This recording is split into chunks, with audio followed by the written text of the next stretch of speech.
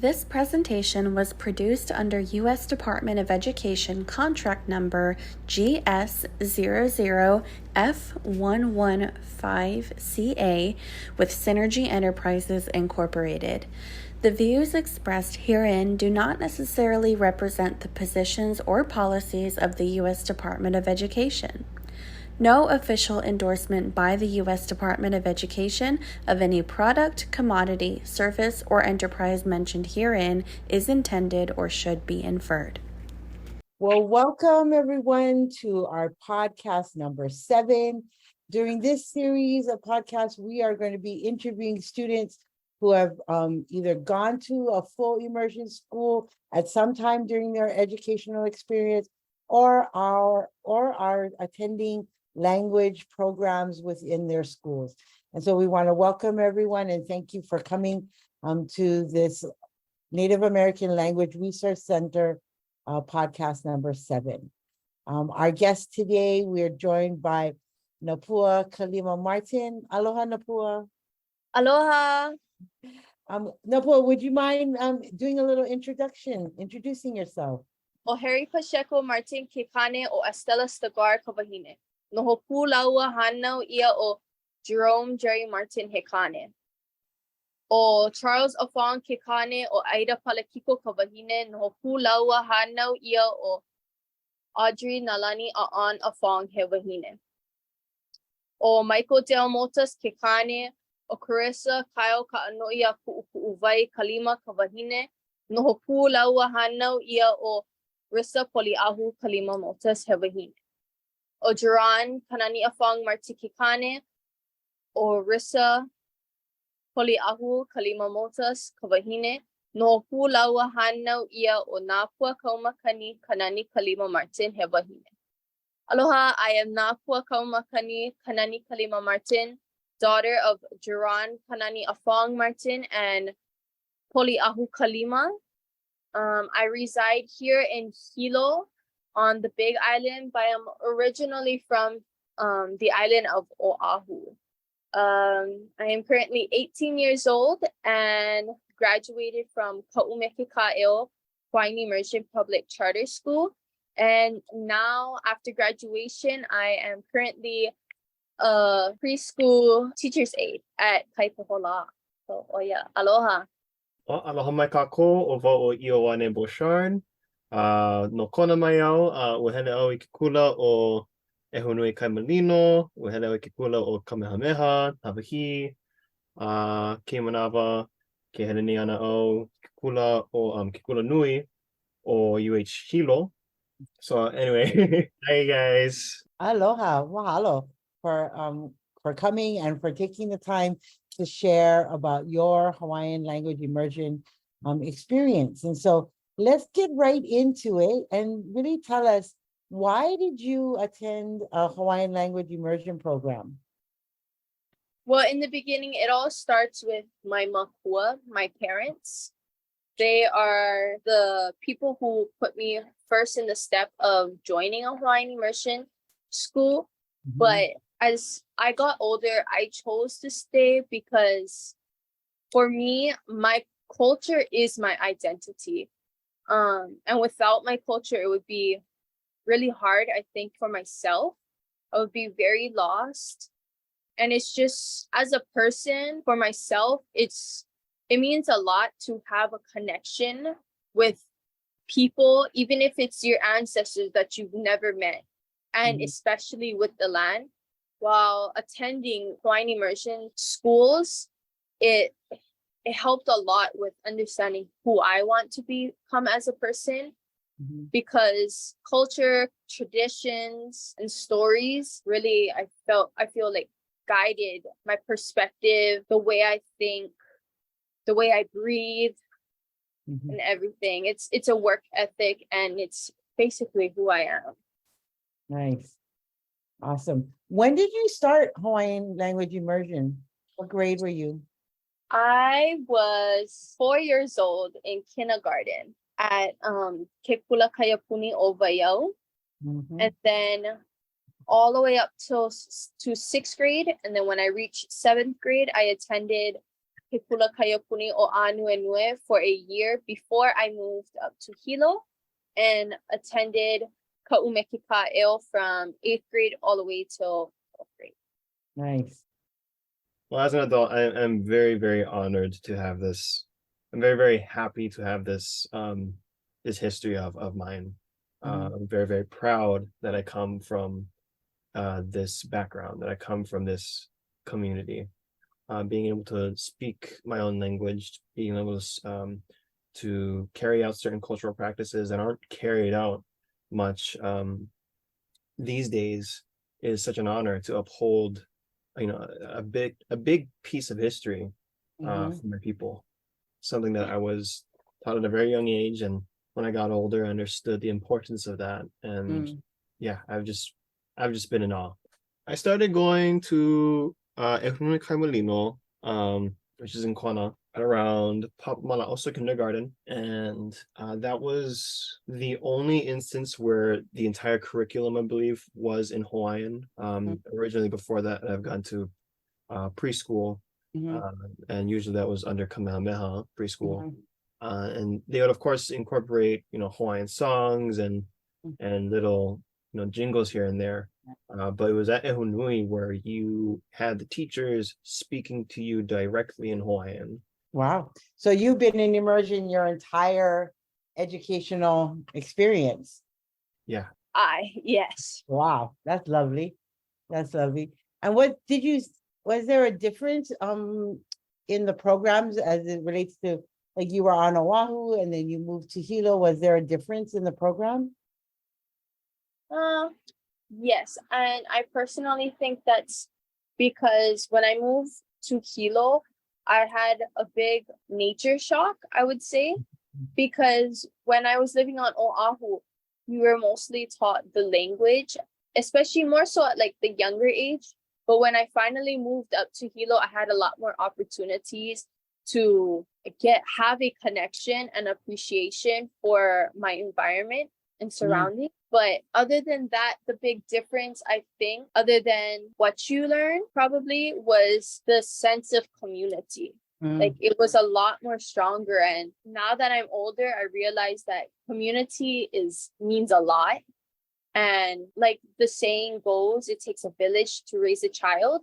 And so even though I attended 3 different schools and 2 of them were on Oahu, and the school that I graduated from was from Big Island, on Big Island, I appreciate all of the knowledge that I got from all 3 schools. Awesome.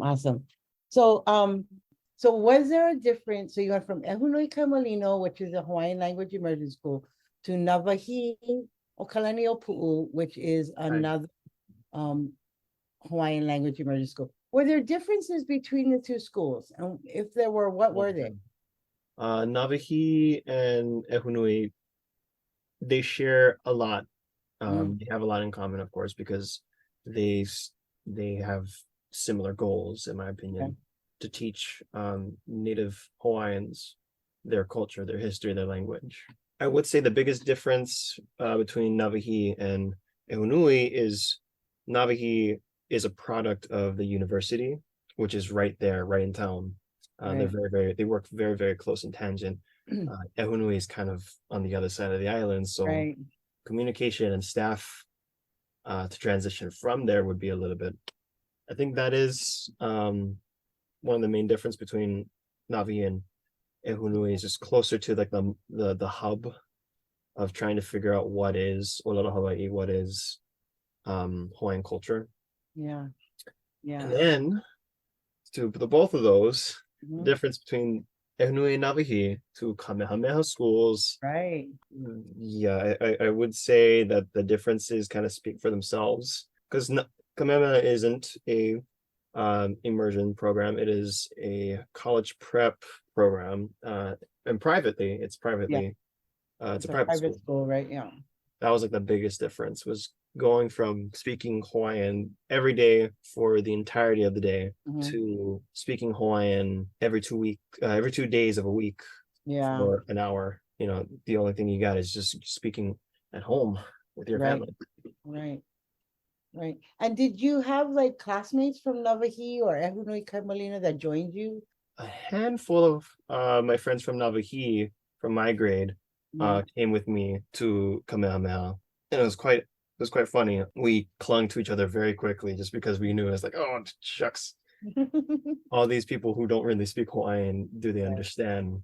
I'm wondering, did you and your friends that moved from Navajo, did you feel comfortable, even though you're surrounded by other Hawaiian students and staff, did you feel comfortable in speaking Hawaiian language on within this new school and this primarily English speaking school? To be honest, not as much. It was definitely in small increments. Like, was it kind of nice to talk with my friends who knew Hawaiian? Right. Yeah. Oh my gosh. I think in those moments, those were the best. Yeah. We could speak for hours and we could have an entire conversation in Hawaiian and people would look at us and be like, what are they talking about? Yeah, yeah. You don't realize, but that's your mother tongue. Awesome. What do you think are some of the benefits of attending an immersion school that maybe students attending other schools don't get to acquire? I think I would go back to more so the mana'o, the idea of having a connection with land. Mm-hmm. Because when I was attending Kekula Kayapuni Ovayo, it was divided. It was a big school, and half the school was Hawaiian immersion, and the other half was strictly English students. Mm-hmm. And something I was doing since a young age was comparing the students with like their personality wise, Mm-hmm. like their respect and stuff like that. Mm-hmm. And one thing I noticed was that a lot of the time, the saying of like aloha aina, taking care of land, is something that isn't a common thing that a lot of other students would think about if they're not from an immersion school, or they don't come with like an understanding with having a value over their environment. And another thing would probably be respect. One thing I noticed while attending immersion schools is that there's always this, I don't know how to put it, like you just know you don't do certain things, and you just know that like it wouldn't be something your family would be proud to hear if you did something bad, if that makes sense. Like there's sense of accountability for your actions. Like, of course we make mistakes. That's the whole entire idea of being a human being. But while attending an immersion school, it means a lot to really just have respect for not just the land, but your elders, for example, or the younger ones. There's always this sense of responsibility that, oh my gosh, I need to be a good la'ana. I need to be a good example to not play around in front of the babies, because if not, they're going to follow me. Or I cannot play around in a disrespectful manner in front of my elders because I'm going to get in trouble, and that's very shameful. Yeah. Awesome. One of the benefits I have, and I will always say this, is that I am proud that I have this knowledge, that I am very fortunate to be able to speak my mother tongue. That I can say, yeah, I know how to hula, I know how to make a lei. I know how to perform oli and undergo protocol. Yeah. And all these things that I know separate me, not only as an individual, but as a Hawaiian. Yeah, I feel very, very blessed and honored to have these skills. Yeah. And so in an immersion setting, when you have like instructional materials on the wall, that classrooms are like filled with those wise sayings and proverbs because they communicate the values that are embedded in the language. And so can you tell me about that? And this is Olo Ikolo no Keola. Yeah, please. Oh gosh, I think it's one of the most profound ones in my opinion, because it's so true. And that's what I really like about these Ola no Yao. But this one in particular, what it translates to is in words there is life. In words there is death. Ikaolalo no kiola, ikaolalo no kamake. You basically can speak words of affirmation. You can speak words of life that give life, that bring up the spirit of someone. And at the same time, you can also tear that person's soul down with your words. You can basically talk them to death in a very literal and real sort of way. Knowing that your words have mana, or knowing that your words have power is basically what Diololo no El means. Yeah. What do you think are some of the challenges of attending an immersion school? That's an easy question. I think it's because any native language, for example, like Hawaiian, it's, what is that word? Like, it's trying to get rebuilt into a person. So when you go to school, they're mainly trying to just teach you the native tongue, everything in that native language. So like for me personally, and I know a lot of other students, you don't learn English until your 4th, 5th grade. Like even for myself, I'm 18 years old, and that's a challenge because I hate to say this, but we live in a society where English is the main language, where if you don't speak English, then I quote, something's wrong with you, or it's a problem that you're speaking in your native tongue. And that really isn't right. I appreciate not being surrounded by a lot of English when you're younger, but not knowing English until a certain age can get hard, because now the student is like somewhat behind what is like the correct grade level of how to speak English, how to write proper English, etc. Unfortunately, one of the biggest challenges I faced, and it was very early on, I'd say 6th grade, so middle school, beginning of middle school. I felt really incompetent with the English language. I still do, to be honest. I'm working on it though. There you go. But yeah, no, in middle school learned how to read and write in English for the very first time. I knew how to speak it. I knew how to make out words. Like I knew I was most likely in a 3rd, 2nd grade level of efficiency for the English language, and that was not good for a 6th grader. And it was a history class. I took a history class in Kamehameha under this guy named Willard, really cool teacher. Basically taught me how to write an essay in English. I've tried writing essays in English before. Funny story, I knew how to write an essay in Hawaiian first before writing an essay in English. So there's that disconnect.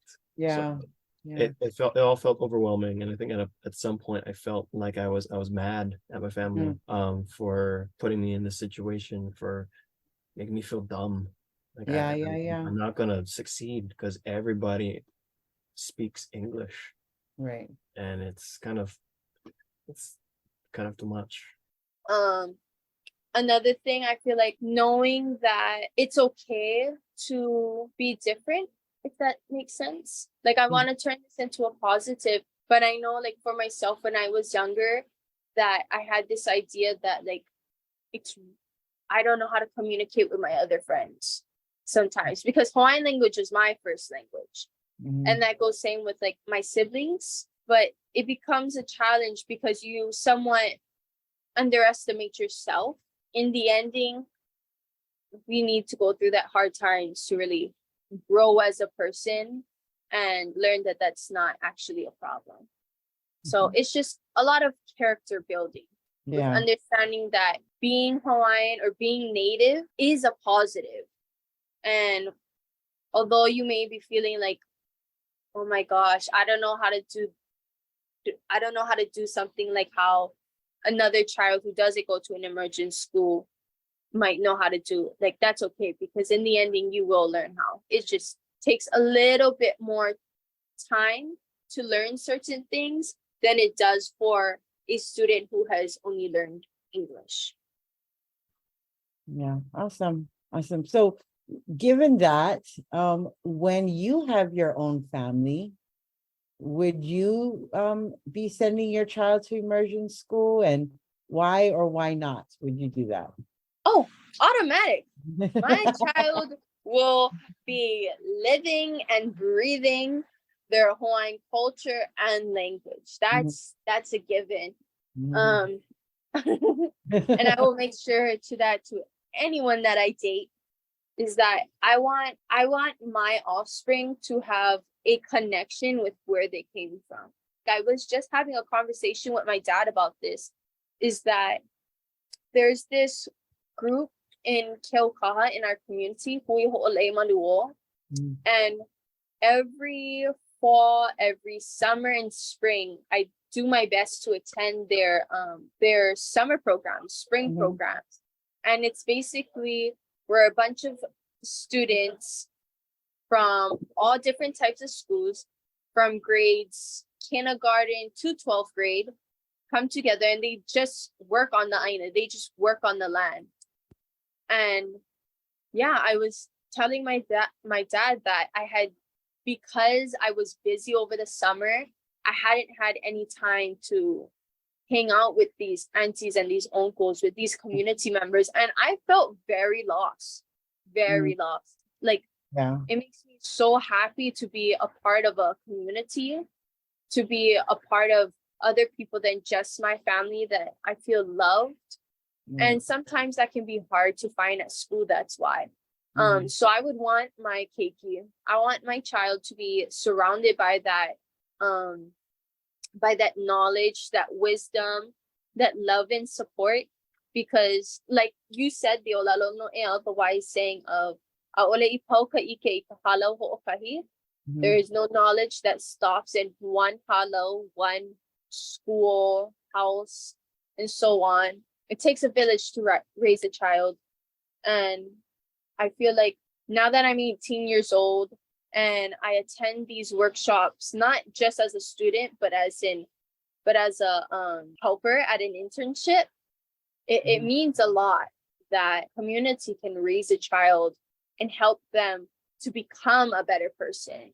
Yeah. Like all of the people that I've surrounded myself with, they only want me to become better. And if I make a mistake, in their own loving way, they correct me and they will let me know, like, hey, like, girl, that probably wasn't nice of you to say to somebody, or not even necessarily just the way I might talk to somebody, but hey, you didn't hukikalo correctly. You didn't pull the taro out of the soil correctly. Like, let me show you how to do it.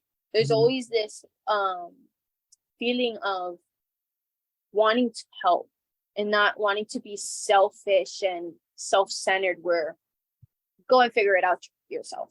Right. To answer your question, I would, without a doubt, I would put my child, my keiki, into this kind of environment that I have been raised in. Yeah. I asked Makalani, it's like, hey, so I'm totally cool with what you kind of want to do for our kids, if it's homeschool, which she was homeschooled. Oh. And it was only until I think middle school that she got accepted into Kamehameha and then graduated from Kamehameha, and then went to college in Oregon. Oh, That's where she graduated. awesome. So she's kind of had a different educational experience than I have. She told me that she would want nothing more than to have her kids be able to speak Hawaiian. Nice. And it made, I won't lie, it made my world smile. My face was just like full of joy. I was like, yes, that's why I love you. That's why we're together. Yeah. I just know too much good Mhm. that came from it. And if I could impart that, or if I could just see a glimpse of that same enjoyment and the same pride, and good pride, not any of the bad kind, but a good sense of pride Yeah. in knowing that this is who you are as a Kanaka, I think that'd be great. Yeah. So now, you're an educator, right? You're working in school, knowing the benefits and the challenges. What would be the things you would want to keep, or what would be some of the things you'd want to change in an immersion school to help make that experience better for your keiki maybe? Oh, that's a good question. Something I would want to I would say a routine or tradition as a kumu, as a teacher, that I would want to keep is ceremonies.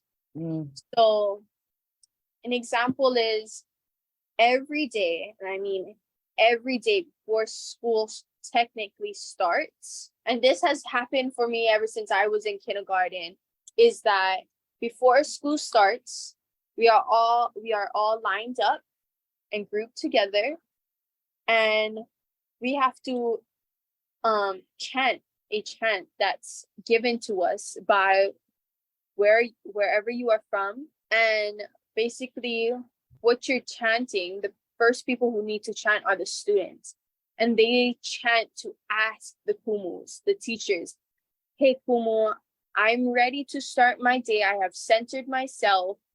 Can I please come into the classroom? Can I please take your knowledge that you are willing to share? Yeah. And then after the children have chanted, after the younger generation has done their chant and they have stand straight, they chanted proudly, and they did it good, then the teachers do their own chant. And every school that I've gone to, they have their own chants, and that's based on where you're from and what exactly you're trying to ask or say to the students.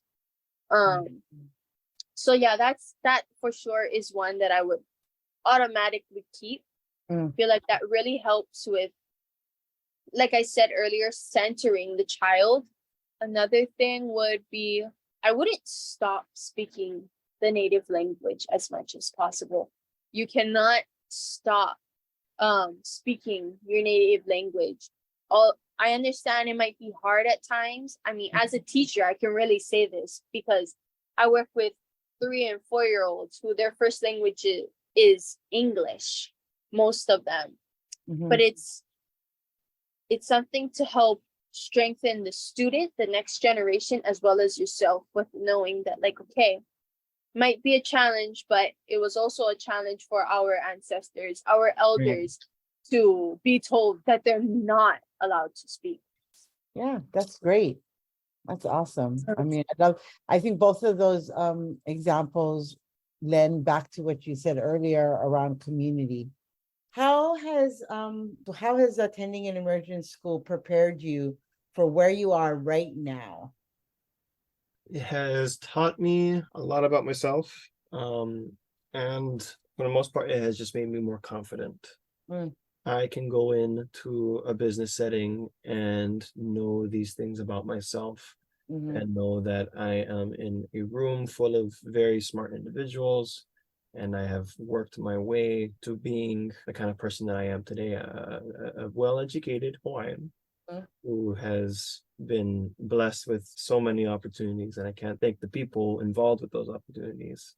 But with those opportunities that have been given comes a responsibility to bring back, to learn, basically uphold the lahui, to come understand that you're doing this for your people. It's given me confidence and a sense of responsibility and duty. Yeah. And so I guess talk about duty. Like, what does that look like for you?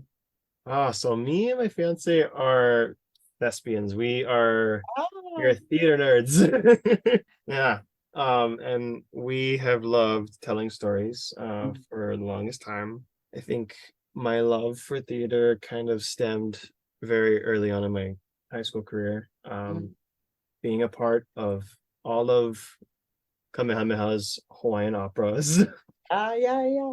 Oh my gosh. So every year Kamehameha School puts on an entire school ensemble, usually pertaining to a certain story back in ancient Hawaiian times, or during the years before the overthrow, any part of history in Hawaii, or even future stories.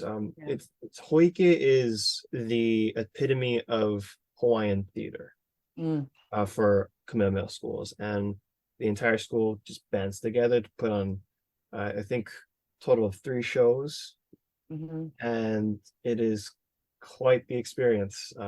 It's entirely in Hawaiian language. Entirely in the Hawaiian language. So funny, the most recent one has been to Scotland. They got to perform their opera in Scotland, and the story was about Kamehameha, and it was called Paea. Oh. Honestly, being the teacher, if I'm being completely honest, really made me realize how much I appreciate my teachers. First of all, because didn't realize how much work it took to being a teacher, even if you're a 3-year-old Right. teacher.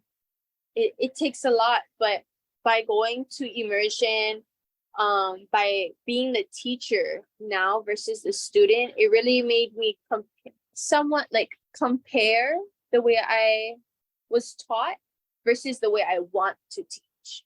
Because we all have that great teacher that we very much appreciate, and we're like, oh my gosh, I want to be like them.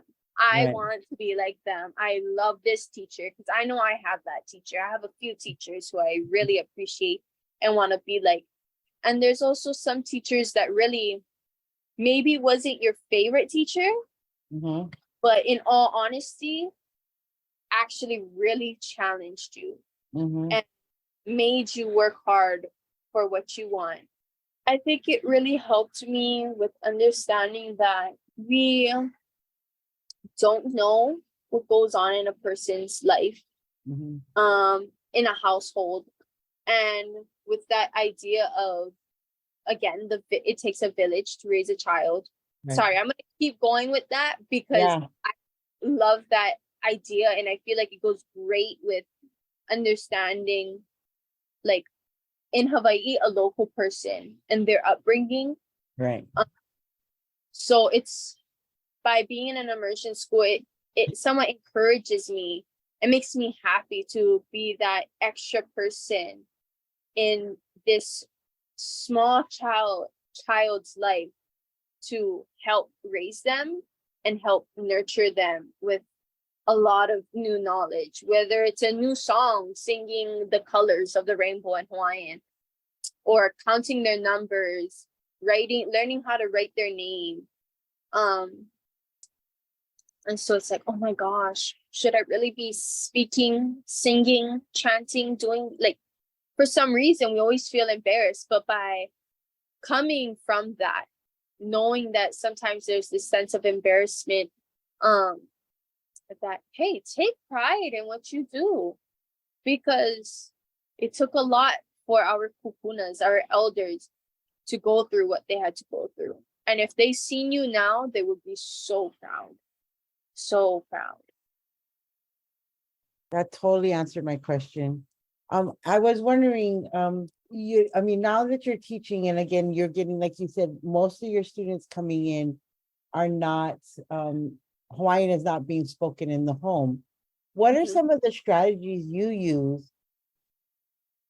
It would mostly be to, as I'm speaking to them, I point at certain objects. So if I'm asking like a student, do you want to read a book in Hawaiian? So, make make oi e helu helu I puke.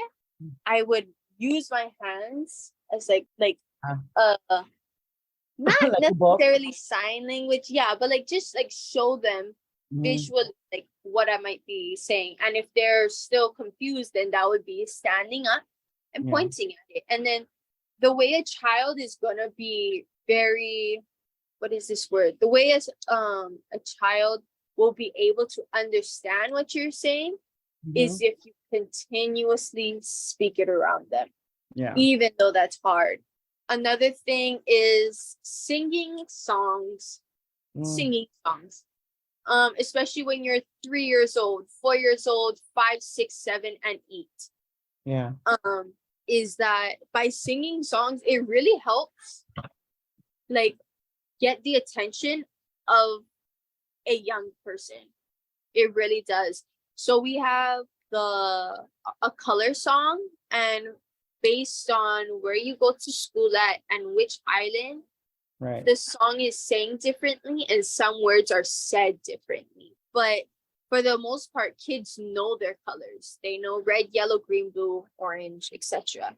And so by singing the song and showing them like printed pictures of certain colors and singing at the same time, it really helps the child grasp what's being said. Yeah. So it's repeating things, not because you want to be annoying, but you're trying to instill it in their little brain. Yeah. Yeah, that's But awesome. so far, that's what I can think of. Yeah. That's so great. So, what are your plans for the future? Do you see yourself staying as a teacher? Right now, I am currently not going to school Mhm. because I wanted to first take a step into a certain work field and then test it out if I really want to do it or not, instead of, that's just me personally. Yeah. Instead of like feeling like I wasted my time or money.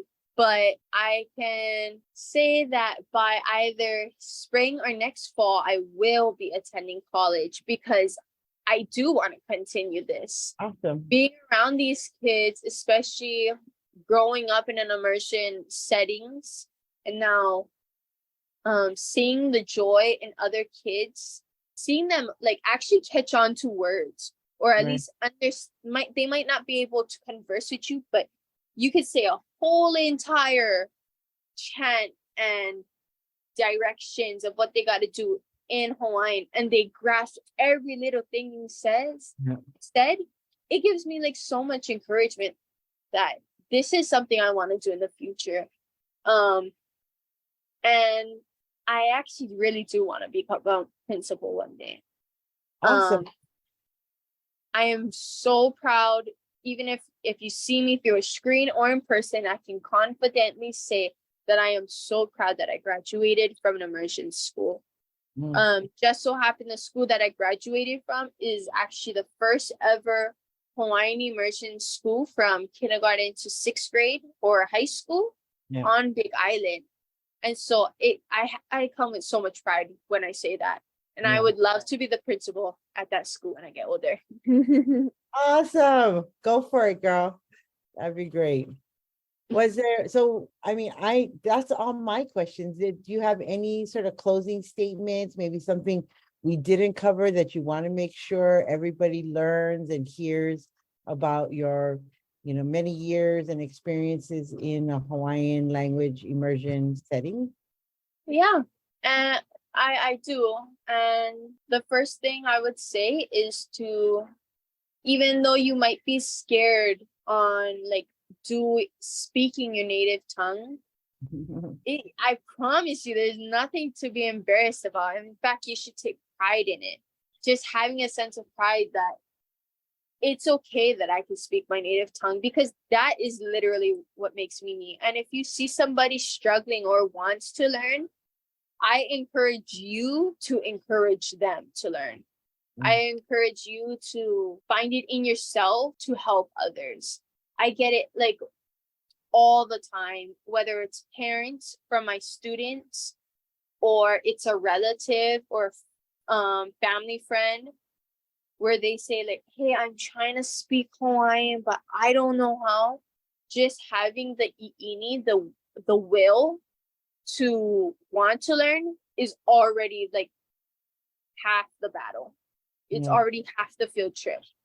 All you have to do is put in the work after that. It's like, it's so easy. And another little tip for those of you who are trying to speak your native tongue, I feel like it would really help with just knowing the idea that just by saying one word, knowing one word in your native tongue will help a lot. So by adding that word into your sentence structure while talking to somebody, it will really help you and those you're talking to. Because I know for myself with my ohana, my family, I will throw in a couple of Hawaiian words and it will actually teach them and like somewhat make them catch on to what I'm saying. And be like, oh, wow, I didn't know that was a Hawaiian word. Or wow, I didn't know that's what that meant. Awesome. I love it. I am once again, very, very proud of being a product of the Hawaiian immersion program, especially that we have here on Hawaii. I'm very, very proud that we have individuals who make this a possibility. Because it gives kids hope, I think. I remember conversations being had with my mom and my teachers that, yeah, the language is not doing so great. In fact, it's kind of dying. And it is up to you and Akeki o Hawaii to bring her back. Well, thank you, Napua, again for your time and for sharing about your experiences. We really appreciate it. And we wish you all the best at becoming principal of your school or other schools. Who knows where your future will take you. Thank you and mahalo. Ahuiho. Mahalo.